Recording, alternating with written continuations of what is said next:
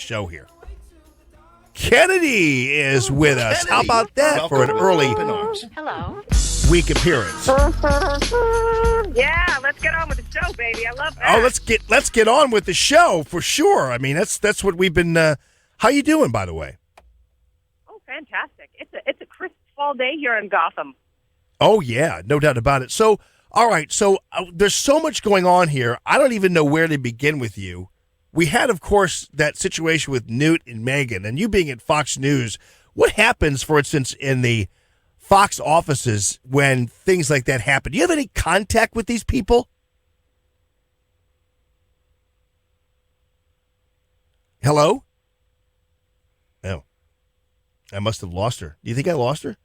I'm right here. I was muting you because the city is so loud and infiltrating, and I was trying to be polite. No, I don't. No, no. I got nothing to do with that. I've only met Newt Gingrich like once or twice. I'm more obsessed with his wife. I'm really I am so into Callista Gingrich, it's kind of wrong. Wait a minute. What? Is it because of her hair or because of her books? Dude, it's the whole thing. She's an alien machine goddess. I have to tell you that now that you mention it, yeah, that's an interesting description of Callista. And she plays the French horn. Yeah, I know. Now that's even crazier. I had no idea. I one time had a somewhat awkward interview with both she and Newt because they had written this book together about that elephant or whatever it is.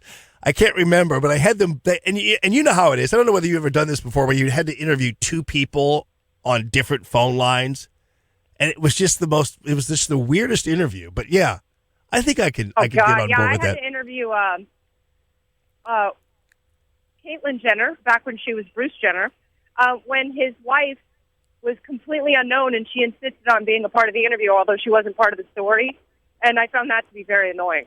Yeah. So what are you thinking about as you look at the landscape here and the Trump-Hillary battle? Are you one of those folks who just say, at the very least, I mean, it looks like it's pretty much of a dead heat, right? Are you one of those, it's over people, or are you thinking it's a dead heat?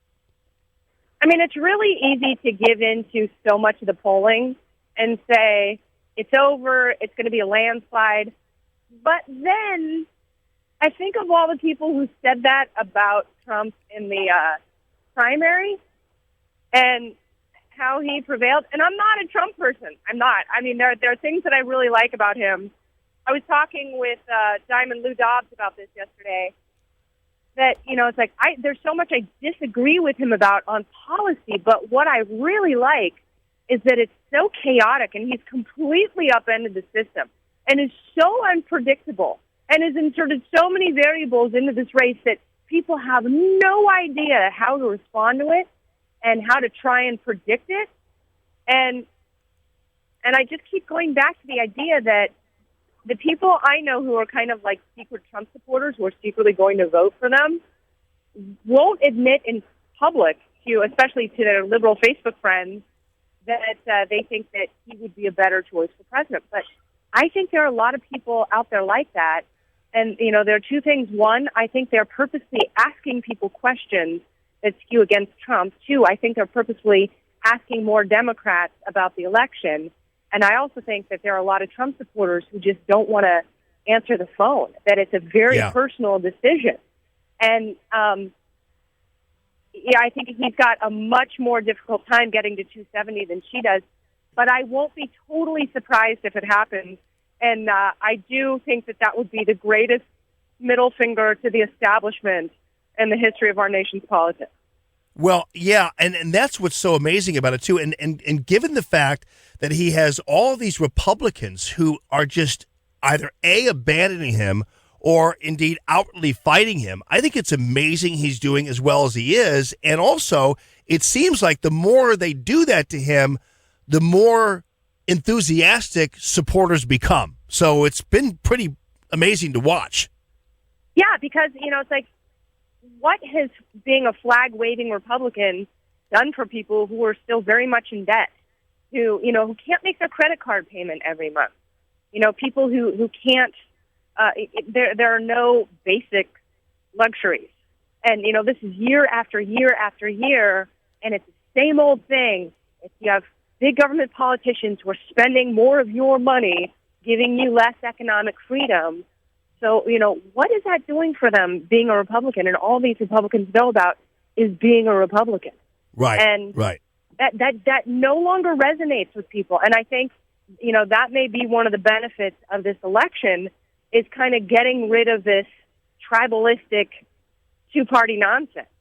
Yeah. And whether Trump wins or loses, I think for some of these folks, they're going to pay on the other end because for their lack of support. And I can feel it among many of the people who listen to the show that it's going to hurt them in the long term, midterms in 2020, if they perceive that they helped Trump lose. And that's going to be bad for them. By the way, Kennedy, why do you call him Diamond Lou Dobbs? Where did the diamond part come from?